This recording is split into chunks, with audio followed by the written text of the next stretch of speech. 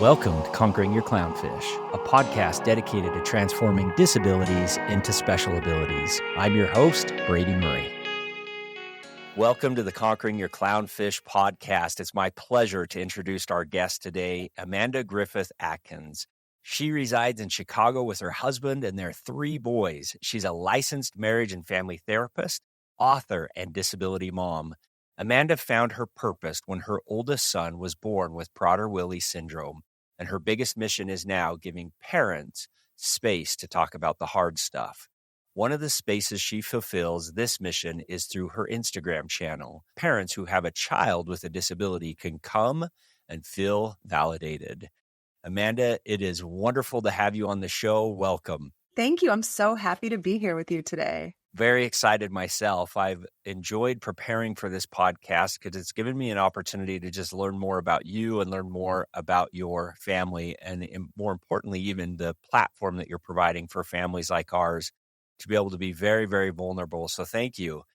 I'm curious. I would love to hear a little bit about the introduction and your journey within the disability community with your son, Asher. Let's start there. So I always kind of joke, I got pregnant when I was 26. My husband and I were relatively young, and I was fresh out of grad school. I sort of had this idealistic view of the world. I felt like I kind of done everything right. I got into Northwestern for my master's. So I sort of had this really kind of, I guess, ignorant view of, just sort of felt like I'd done everything right. My life deserves to be quote unquote perfect, something like that, And so when I got pregnant, young and sort of unexpected as well, things kind of shifted for me, right? I was not expecting to be a 1 in 20,000 at that point. And so when we gave birth to my son, Asher, pretty much right away, we knew that something wasn't, quote unquote normal. And he ended up spending about a month in the NICU. And then at 7 weeks old, he got his diagnosis of Prader-Willi syndrome. And then just sort of through that, I feel like over the next 3 years, I really kind of lost a sense of my identity, and it really became consumed with caretaking, which was a really overwhelming and anxious process for me. Like I said, I had just finished my master's degree and kind of had all of these student loans and, had just envisioned my life being a certain way. And I ended up having to quit my job and be a full-time caretaker for about 3 years with Asher while my husband worked full-time. And during those 3 years, I just sort of noticed that it was really difficult for people to acknowledge the hard stuff about disability parenting. I mean, from day one, I fell in love with my son. That was never a question. Even going so far as to say, his syndrome is a part of him. That's something that I ultimately took pride in, knowing that he had a disability and being able to connect with other disability parents and meeting all of these incredibly wonderful disabled children that just kind of opened my eyes to a whole different way of life. And so it wasn't about him being disabled, more so about the hard stuff that comes with it, medical vulnerability, medical bills, living in a world that feels really inaccessible, having to navigate the special education system within public school. There were all of these things that I felt like the people in my life really struggled to talk about how hard it was. I was always met with cliches. God won't give you more than you can handle. You're so strong. You're the perfect parents for Asher. God gives special kids to special parents. All of these things that I knew were coming from a good place because it was people who loved me, people who I trusted. But every time these cliches were thrown at me, it just felt so terrible. Like it didn't have the impact that people wanted. Also, being a therapist and really having a clinical interest in grief and loss, I really quickly realized that what I was feeling was grief. What I was feeling was kind of a loss of the future that I had envisioned. And suddenly this awareness of the responsibility that I had as a parent to be kind of a forever caretaker for my son. And so when I started to view my experience through the lens of grief, it just sort of it was a lightness to be like, yeah, that's what I'm feeling. It's grief. It's grief that, my son is suffering. It's grief that we have to and I can get into Prader-Willi syndrome in a bit, but grief that we have to lock our refrigerator because, he has a constant hunger as part of his syndrome for something that I had never heard of. I never even knew that that was possible before I became the parent to a child with PWS. But I think then finding community within other disability parents, suddenly it just felt like, oh, like I can breathe. Like, it just feels like parents who get it, parents who I'm allowed to say, today was a really terrible day. And instead of being met with, yeah, but tomorrow's a new day and you're doing a great job and you got this, right? Like to have someone be like, I'm so sorry. Like, I know I had a terrible day too. And you're going to get through this, but it really sucks that you're in this position, right? Like to be met with that just felt so incredible. So that's sort of become my life purpose now. And it sounds a little bit, sometimes it can sound sad or sometimes it can sound heavy. And anyone who knows me in real life knows that I'm a pretty like silly, light person, but it's really been helpful for me to be able to give parents permission to talk about the hard stuff and meet it with compassion, meet it with self-compassion. It doesn't make you a bad parent that today you wish your child didn't have a disability. It actually just makes you human, right? Yeah. We feel guilt about that. That feels really hard to admit, but I really feel that if you can admit the hard stuff, if you can say the things that you feel maybe guilt about, it actually frees you up. It actually makes you be like, actually, I can do this. Like, I feel like I love my son so much and it's really hard some days. And those two things can coexist and it doesn't reflect on you as a bad parent. So it's been like incredibly reparative for me to kind of create that platform. So we live in a society where social media is a major part of our life. And it's a wonderful way to be able to share great things, but it's also a great way to be able to be vulnerable as you have been able to do. What I've found is I don't think that's natural or normal for individuals. In social media in general, you're showing only the highlights of what's transpiring. And I actually find and see within the disability community, at times we even have a sense or a feeling of really only wanting to show the good as well. And so the highlights are really trying to promote the positive side of that.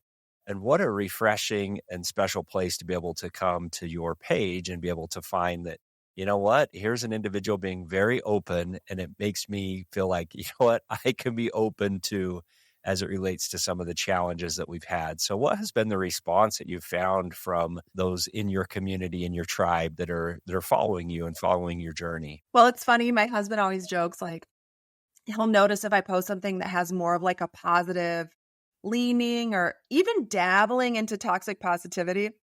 Number one, my followers will call me out. They'll say, I don't know, that feels a little bit too toxic positivity for me. Even if I post something in my stories, they're like on it. And the truth is we're inundated with positivity within the disability world. And that's a good thing. Like, I think that was born out of a time where disability was viewed as a really bad thing, right? And so I want to be clear that I think having disability pride and showing like positive feelings about it is a really good thing. That's a good thing, and we need that. It's just that I think it's become so far that way that it's almost felt like now parents can't talk about the hard stuff. So For sure. the response from the platform has just been that people feel seen. That's the biggest thing that I hear is like, wow, I'll notice when I get a new follower, I'll wake up in the morning and it'll be like, this person liked every single one of your posts. And then they followed you. And it feels like, yes, like they felt so seen as they looked at my page. They felt really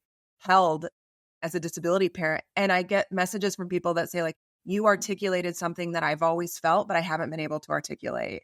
And to me, that feels like that is the only reason that I do this account, is because I want people to have the language, and I want people to be able to identify that feeling of like, yeah, it feels painful when we don't get invited to parties, or, whatever the case may be, that people feel seen and they feel like they have permission to just like feel the feeling without going through that, like that process that we go through of like, I feel a feeling, I judge it because I think, oh, that's a bad feeling, I shouldn't feel that way. And then I push it down and then I feel shame.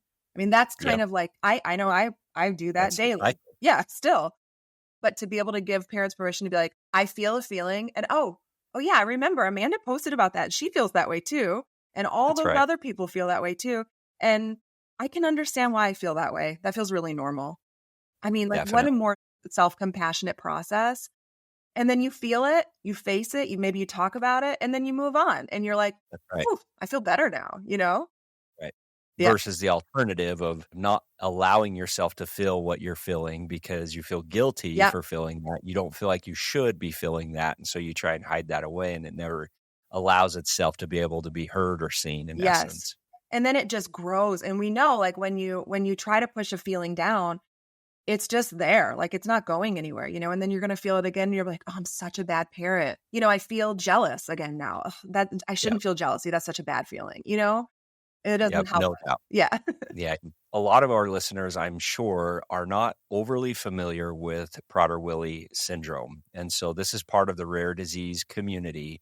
And I'd love for you to share a little bit about what this is. And also, if you're open to it, sharing about your own personal experience with your son, Asher. So PWS is a deletion on the 15th chromosome. Like many of our rare chromosomal abnormalities, it's at conception. It can be a deletion from the paternal side.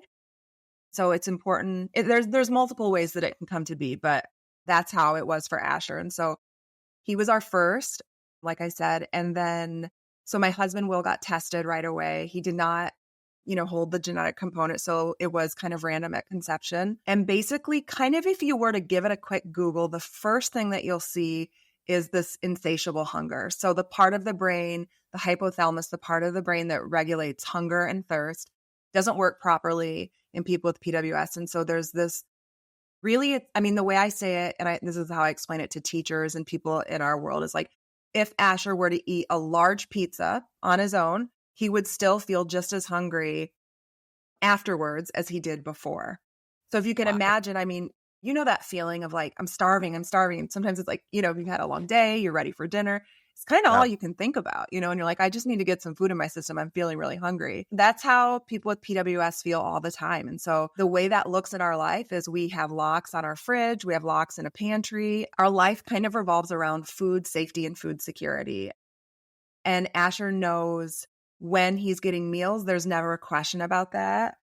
It's really difficult if we go, like, let's say normally he eats dinner about 6.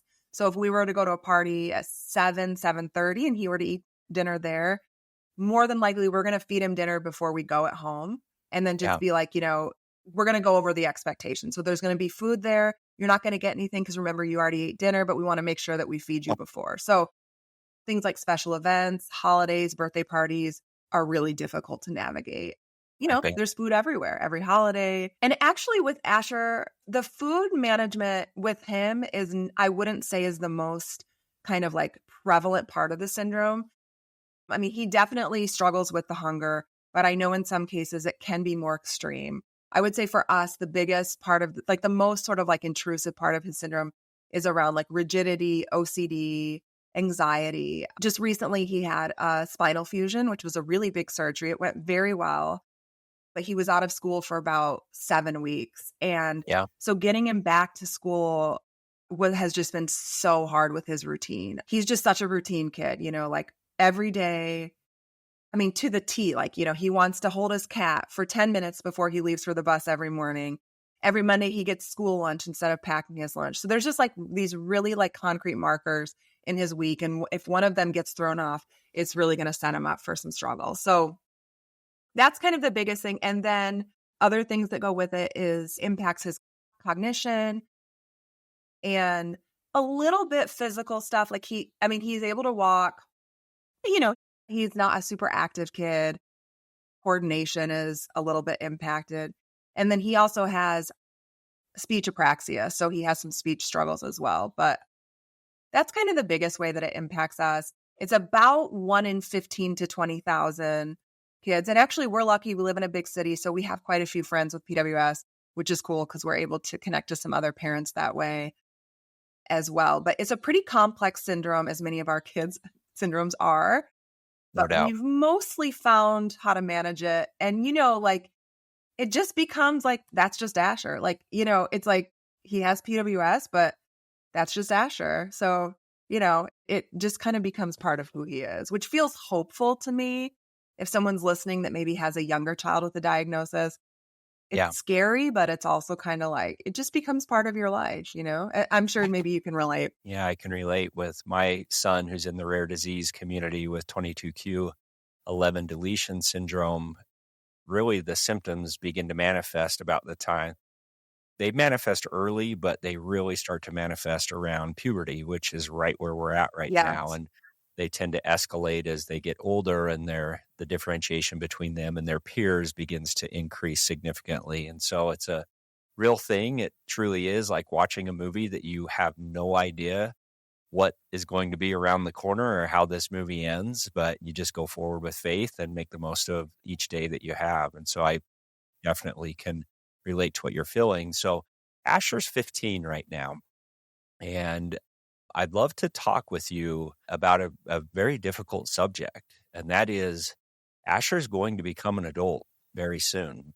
And, as you fast forward and you look at age 20, 25, and 30, I'd love to visit and just ask you how you feel about that. What are you doing right now, just mentally, to prepare for that? And what are those feelings that you're feeling as you look forward into the future over the next 5, 10, or even 15 years? Yeah, I think it's a great question. And I think it's a question that all of us should be asking ourselves, even though, again, it feels really hard. It feels really tender to think about, what will happen if I'm not here?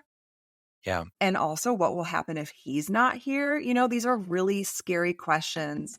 And I try to balance thinking about what does he want? What does he need? And also asking myself, what do I want and what do I need? Like, I think we're both allowed to have a say in that, which can Yeah. also feel hard or can feel selfish. But I think about, Asher, we have 2 younger sons too. And I think about what will happen when they leave to go to college or to move out and how Asher is going to feel. And I think just knowing him now that he's going to want his own sort of like version of independence, whatever that looks like for him. Most people with PWS do not live independently. They either live with their parent or in a group home. And so we've already sort of have our eye on some kind of like assisted living places in Chicago. There's also some PWS, like actual places just for people with PWS throughout the country. But, that feels far away and I want him to be close. So the good thing is, because he's in public school, he can be in school until he's about 21, which is really great. So he's a freshman this year. And then kind of our thought is once he graduates from high school, at 18, I kind of there's other schools in the city that are specific for kids with disability. And I'd sort of like to get him in that school to have sort of a college experience where he can work on more like independent living skills. And then after that, when he's 21 or 22, I want to consider at that point moving out and moving into a place where he can feel like a grown-up, Yeah. I know it will be hard for all of us. I know there'll be an adjustment period, but I also want him to feel like he can spread his wings a little bit and have kind of a sense of meaning apart from living in our house. Of course, like I will revisit that. I mean, that's where I am now when he's 15, and the truth is we need to be planning, like we need to start thinking about this now. We need to be visiting homes, potentially getting on a wait list, just kind of knowing what the terrain is going to be like a little bit. So, and we've also we've met with a lawyer and, done all of the legal stuff like a special needs trust and kind of legally putting all that stuff in writing of what will happen to him if something happens to us. And, there's a lot of legalities in that. So I really, really encourage people to, if it feels financially impossible, I really encourage people to, instead of a birthday gift, like contribute money to our fund to get a lawyer, because I just think that's so, so important for us. In full transparency, I think it was about $5,000, the whole thing. So it wasn't like a huge, huge amount of money, but enough that like, if you don't have that money sitting around, it's good to plan ahead. I mean, I just feel like make it a priority, because for us, we felt a huge relief when it was like, okay, our house is in a trust, like all these things that I would have never known about. From just like, I don't even have to think about it now. It's in writing. We have caretakers lined up. If something happens to us, we know where Asher's going. We know, that was huge, huge, huge, huge. So next on that list will be figuring out like, what's the next step going to be? And it's like, we will cross that in due time, but it's on the radar. So in terms of like how I feel about it, I feel like now I feel pretty good about it. I feel like I've accepted like I've just viewed it through a lens of independence and kind of acknowledging that independence can look like going to college. It can look like moving in a home with other disabled friends that he Yep. can create relationships with. And honestly, I feel like, or when I start to feel feelings about it, I remind myself like, those are my feelings. Those aren't his feelings. Yep. Independence is for him is exciting. Like he loves That's right. being around his friends. He loves it. When he gets on the bus, he's like big man on campus. Like he feels so Yep. cool when he's like, see you, mom and dad, and I feel like, oh, feel sad that he's not getting his driver's license. He feels sad too, but he's also like, I'm out of here. Like I'm getting on the bus. I'm good. I don't need you guys, So I have to kind of face my grief in my own way and work through it and know that like for him, independence means something different than it means for me. And that's a win. Like I want him to feel like he can go to his room at night where he picked out his lamp, where he picked out his, comforter without, mommy and daddy being there to do it for him. That is independence for him. And I've learned to like feel really good about that. So right now I'm in a good place when it comes to like visiting, homes for him. I feel like I'll be in a bad place for a little bit and that'll be okay, Well, I commend you first and foremost for having the planning done that you need. That is something that I think all too often caregivers go to a default plan. And for me, before I got my planning in place, my default plan was, Nash, my oldest son that has Down syndrome. He's always been closest to his oldest sister, Brinley. Brinley has always said that she's going to want Nash to come and live with him or with her when she is older. And it's time for him to go and live somewhere. And that was just the default plan that I thought, you know what, head in the sand, like I'm just going to go with that. And then I don't have to think about it. When in reality, there's so many different things from a legality standpoint, as you talked about with special needs trust, making sure that the assets are properly titled so that it doesn't disqualify them for any potential benefits that they are going to be able to receive. You'll be hitting on guardianship very soon as Asher becomes 18. And so great job in having that all squared away. And just as this is your superpower in being able to be very open and very honest on this is where I'm at, good or bad, this is where I am. And that is actually super empowering. And like, it's uplifting for me to hear you share that. There's actually a post that you shared that is very applicable to this conversation. And it was just a few weeks ago. The title, it says, it's hard to think about the future. And then the question, what will happen when my disabled child looks like an adult, but still depends on others to care for him? And you go on to explain, sometimes my mind is in two places at once, here in the present, worrying about what's right in front of me, but also 10 years from now when my son is a disabled adult with an adult body and all that entails. For other disability parents, the topic of the future is very terrifying. Will my child even be here is a very real question some of us must consider.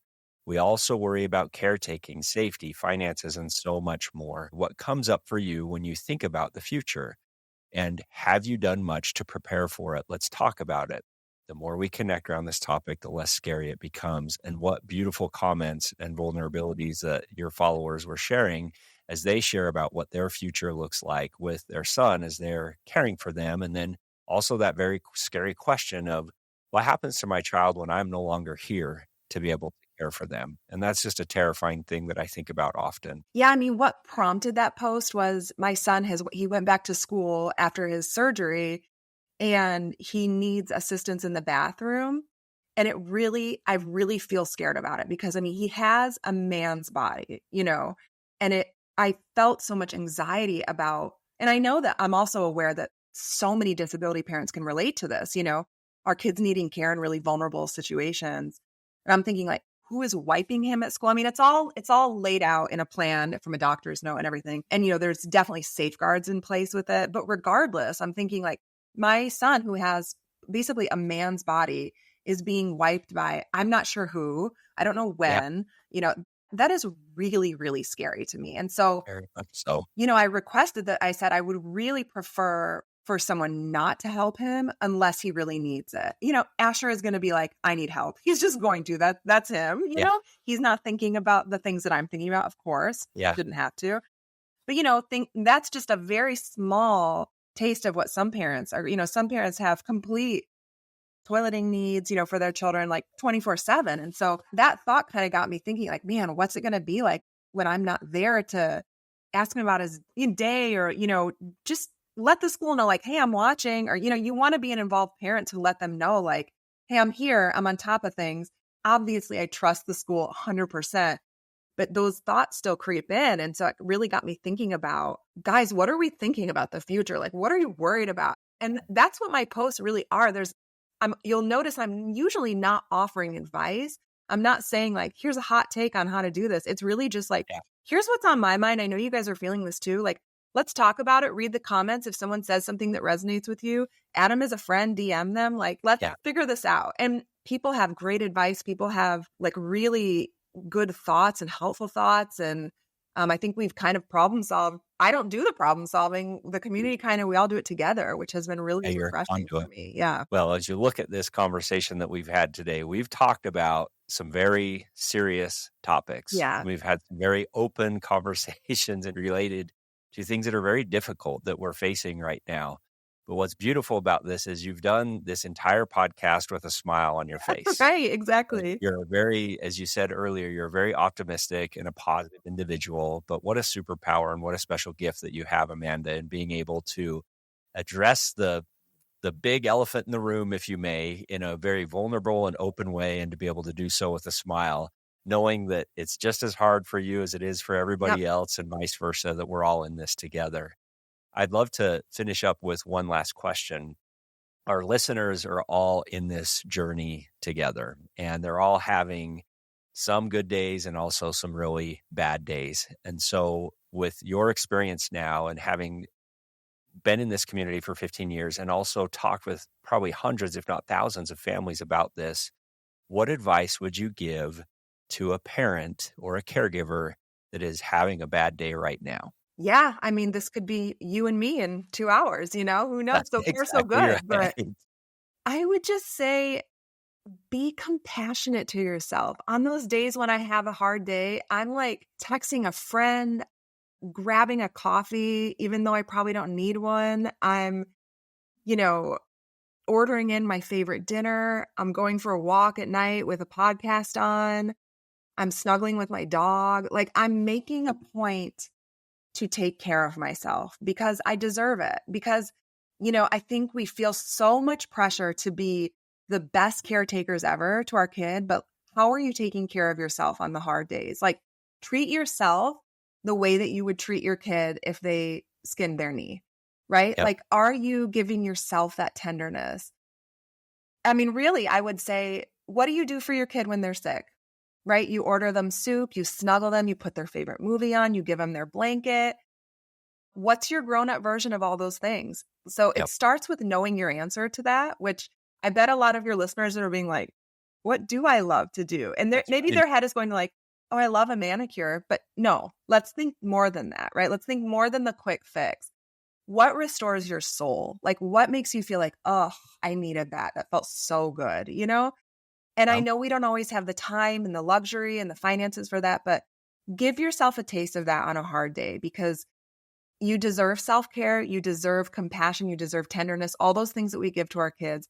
If you're having a hard day, take 5, 10, 20 minutes and care for yourself and just give yourself permission to take care of yourself because we don't do it enough.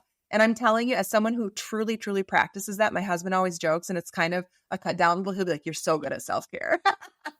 I'm like, I know, but I couldn't do this. I couldn't do a podcast talking about hard stuff with a smile on my face, really, truly, without the self-care, without the self-love and the self-compassion. So if you're hearing me say that and you're saying, I don't know how to do it, then start there. Start talking to people about what does self-care look like. Maybe connect with a therapist or a close friend and say I'm really bad at self-care. I got to figure out what it means for me. And there's your journey. So don't be afraid to take care of yourself in more than a cliched way. That is beautiful advice. And it is guilt-free self-care. Yes. Go and do that 100% guilt-free. Yep. And what beautiful advice. Thank you so much, Amanda, for being on our show today. We will definitely add in the show notes connection as it relates to your social media channels, congratulations as well on the upcoming book Thank this you next so year. much. Yes. That's something we want to keep an eye out Yes. for. And so thank you for being a guest on the show. Thank you so much. It was great to be here. Thanks for listening to this episode of Conquering Your Clownfish. If you liked what we discussed on the podcast today and want to continue the conversation, please visit us at conqueringyourclownfish.com. And please don't forget to subscribe.